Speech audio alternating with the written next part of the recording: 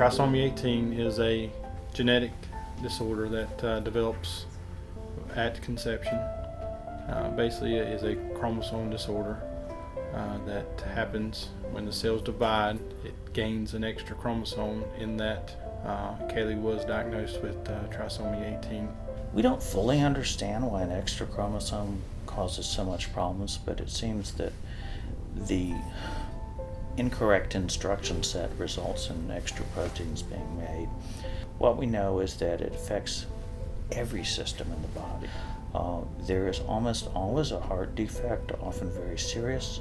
January the 12th, I wasn't feeling her move, and they said that, if I didn't feel her with the heart conditions that she had, that I needed to be very aware of her movement. And that day I didn't feel her, so I came on up to the third floor here, and they hooked me up to the monitors, and they said she was doing okay. They could, tell that she was moving and that her heartbeat sounded okay, but I was contracting too. So they sent me on down to Charlotte, and come to find out she was breech, so they done a C-section in Charlotte. And she was born later that afternoon. When we found out that she did have the T18, we did pray that God would give us a little bit of time with her, and He did. With the help of Grace Hospital, He did. When we were in Charlotte, we weren't given that many options, so just as a consult, I called Dr. Willinger, which is one of our neonatologists here, and spoke with him. His best idea was just to bring her home. Bring her here. They would give her prostaglandins that she needed to basically keep her alive, her little heart going, until the family had more time with her. What we felt like, it would never be enough time, but what we felt like we needed a little bit more time with her. Michelle asked if we could have the baby up here at Grace Hospital, and I said, of course we can. It was wonderful that we could take this baby back here in Morganton. It was close to home. I think our wonderful staff here had a good understanding of the situation, and I'm not surprised. I know from working with the nursing staff and other staff that they would come through and be very caring and supportive, and certainly I think that happened.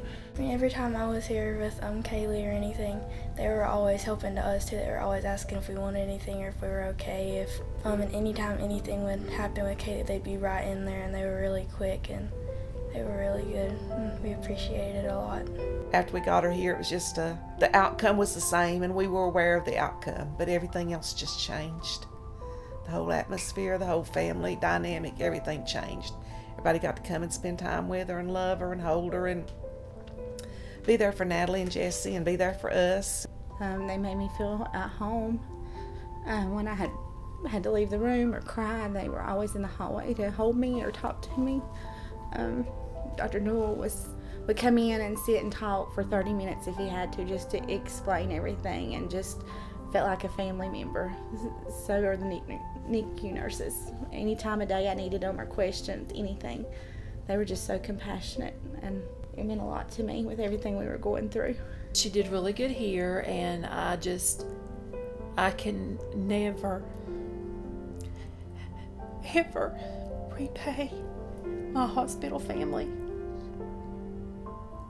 for taking such good care of me, of my family and my baby. All the NICU nurses, I love them. All the labor and delivery nurses, I love them.